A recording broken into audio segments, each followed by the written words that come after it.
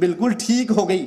چکلے چلانے کے تعویذ بھی یہاں سے مل رہے ہیں. یہ عقیدے، یہ باتیں، یہ نظریات اپنے سامنے رکھیے، اور جو قرآن و حدیث کے دلائل ہم نے دیے اپنے سامنے رکھیے، اور یاد کیجئے معصوم صرف محمد کریم صلی اللہ علیہ وسلم ہے. باقی ہر آدمی سے غلطی ہو سکتی ہے، ہر آدمی سے خطا ہو سکتی ہے، ہر آدمی گمراہ ہو سکتا ہے. اگر کوئی ان تمام چیزوں سے محفوظ ہے وہ رسول اللہ صلی اللہ علیہ وسلم ہے. اس لیے ہم آپ کو پھر اپنی دعوت کو دہراتے ہیں، اتبعوا ما انزل الیکم من ربکم ولا تتبعوا من دونه اولیاء. ان ساری کتابوں سے اپنا دامن توڑیے، ان مشائخ سے اپنا دامن توڑیے، اور مدینے والے رسول سے اپنے دامن کو جوڑیے. اللہ ہمیں اس حال میں اپنے پاس بلائے، اللہ ہم سے راضی ہو، ہم اللہ سے راضی ہوں. اقول قولی ھذا واستغفر اللہ لی ولکم ولسائر المسلمین فاستغفروہ انہ ھو الغفور الرحیم.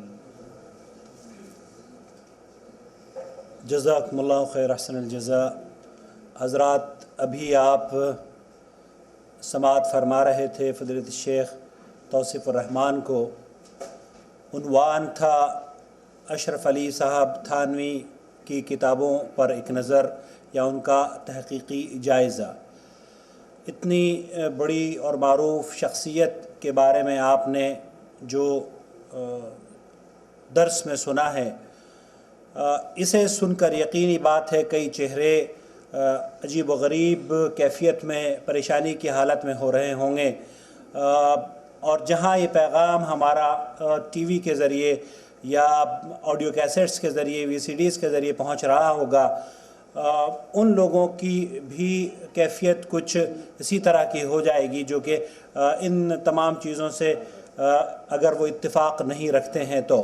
لیکن ہم یہاں جو مقصد ہمارے بیان کرنے کا ہے، یا یہ پیغام جو آپ تک ہم لے کر آج آپ کی خدمت پہ پیش کرنے کی سعادت ہم لوگوں نے حاصل کی ہے، اس کا مقصد صرف یہ ہے کہ اسلام کے صاف اور شفاف چہرے پر جو تقلیدی ذہنیت یا اکابر ہمارے علماء کرام کی شخصیت پرستی ابھر کر آئی ہے، ہم کسی طریقے سے اس شخصیت پرستی سے لوگوں کو چھٹکارا دلانے کی ایک دعوت پیش کر سکیں، اور لوگوں کے سامنے حق و باطل رکھ سکیں تاکہ وہ حق کو قبول کر لیں، اور باطل سے کم از کر وہ اسے برا جان کر اس سے مرنے سے پہلے اس سے توبہ کر لیں. اللہ رب العالمین سے دعا ہے کہ جو شیخ نے فرمایا ہے یہاں پر، اللہ رب العالمین وہ شیخ کے موازین حسنات میں اضافے کا ذریعہ بنائیں، اور ہم سب کے لیے یہاں جمع ہونے کو اللہ رب العالمین قبول فرما لے. انشاءاللہ تعالی یہ ہمارا جو سلسلہ دروس کا چل رہا ہے شیخ توصیف الرحمان کا، یہ آج آپ نے دوسری کڑی سماعت فرمائی ہے. اس سے پہلے شہادت حسین کے عنوان پر گزشتہ ماہ تقریر ہوئی تھی، اور آئندہ ماہ بھی انشاءاللہ تعالی 19 اپریل کو انشاءاللہ تعالی کوشش کی جائے گی کہ یہیں اسی مقام پر آپ لوگوں سے دوبارہ ملاقات ہو. 19 اپریل کی تاریخ یاد رکھیے گا، اور اس سے پہلے رابطے میں رہیں تاکہ اگر کچھ اس میں تبدیلی ہو تو وہ آپ لوگوں کو مطلع کیا جا سکے. اخوان کی خواہش تھی کہ شیخ معراج ربانی سے رابطہ کیا جائے اور ان کو بھی مدعو کیا جائے، تو ان لوگوں کے میں ان کو بتانا یہ چاہتا ہوں کہ شیخ معراج ربانی سے گزشتہ ہفتے رابطہ ہوا، اور ان سے بھی انشاءاللہ تعالی وقت لے کر بہت جلد ہی انہیں بھی جدید دعوت سینٹر کی طرف سے یہاں پر مدعو کیا جائے گا. اب سوال و جواب کی نشست کا آغاز کرتے ہیں. آپ لوگوں کے پاس اگر کوئی سوال ہوں اور خاص طور پر اس ٹاپک سے ریلیٹڈ، تو براہ کرم وہ ہمارے سامنے پیش کر دیں تاکہ ہم شیخ کی خدمت میں وہ رکھ سکیں. یہ جو عناوین آپ لوگوں کے سامنے پیش کیے جا رہے ہیں یہ صرف اس لیے ہیں کہ آپ لوگ ان عناوین کو سن کر، ان تقریروں کو سن کر متنبہ ہو جائیں، اور یہ پیغام آپ مختلف ممالک میں کوشش کریں کہ کسی نہ کسی ذرائع سے، ٹی وی کے ذریعے یا انٹرنیٹ کے ذریعے دوسروں تک کی بات پہنچ سکے. آپ کو جو بولنا ہے وہ لکھ کر اگر آپ دے دیں تو بڑی مہربانی ہوگی. شیخ صاحب سوال ہے. سوال یہ ہے کہ شیخ صاحب آپ ایک عرصے تک ویڈیو کے خلاف ہوا کرتے تھے، آج آپ نور ٹی وی کے بارے میں بھی کام کر رہے ہیں، براہ کرم رہنمائی فرما دیجیے۔ سوال مجھے دے دیں، سارے خود ہی پڑھتا رہتا ہوں۔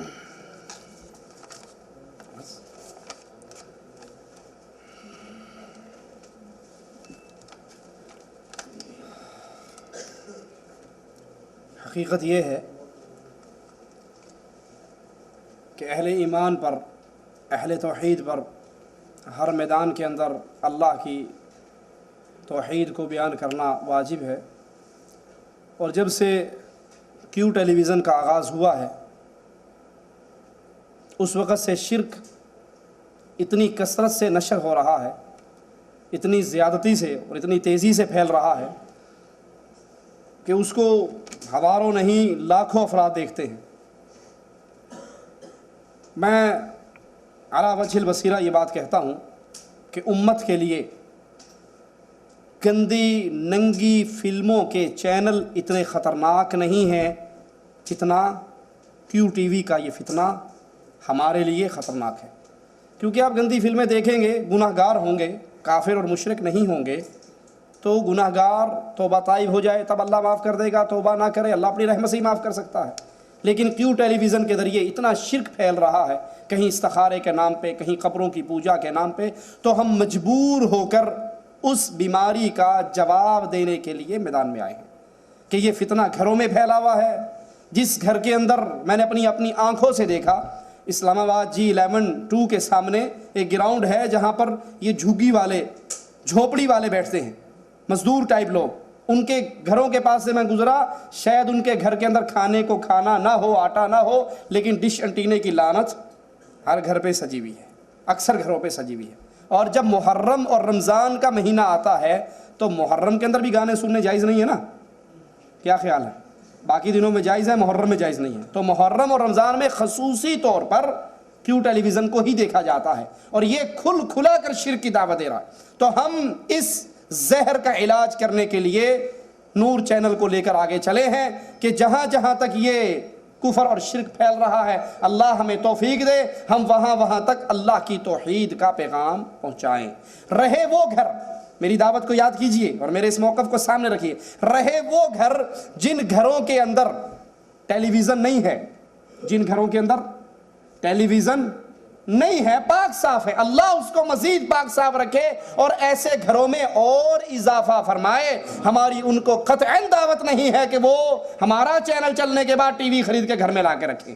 ہم تو یہ تریاق ان مریضوں کے لیے لے کر آئے ہیں جن کو ایڈز کینسر لگ چکا ہے، جو گھر بچے ہوئے ہیں اللہ بچائے اور اللہ پاک رکھے ان گھروں کو مزید ان فتنوں سے۔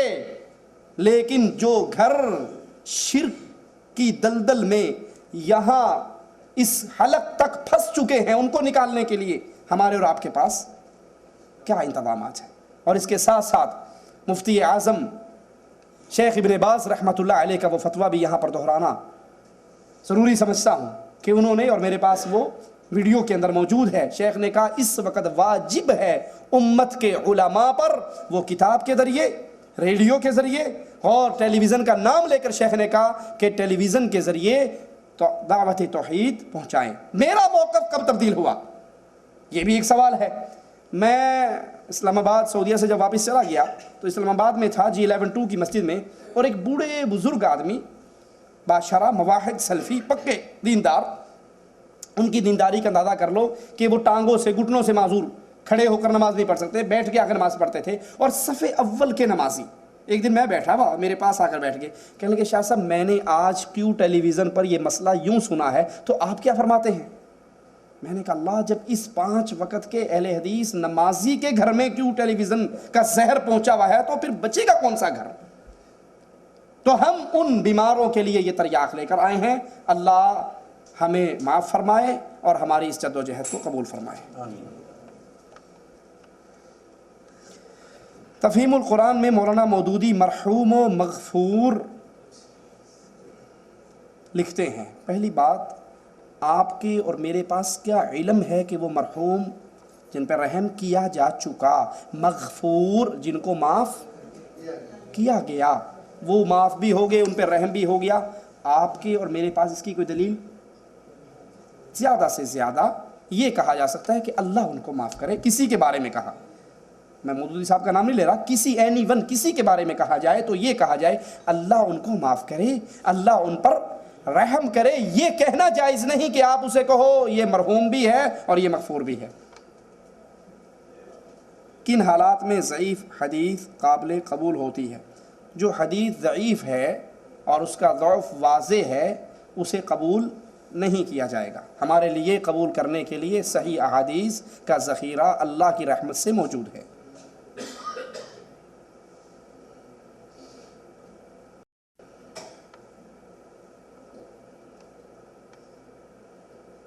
کئی سندوں سے ایک بات کا نقل ہونا اس کے ضعف کو بڑی حد تک دور کر دیتا ہے. اگر ایک حدیث کسی ضعیف سند کے ساتھ آتی ہے اور وہ حدیث کسی صحیح سند کے ساتھ آتی ہے تو ہم صحیح سند والی روایت کو قبول کریں گے. اگر ضعیف کی کئی اسناد ہیں, کئی روایات ہیں اور ہر روایت اس کی ضعیف ہے تو اس کو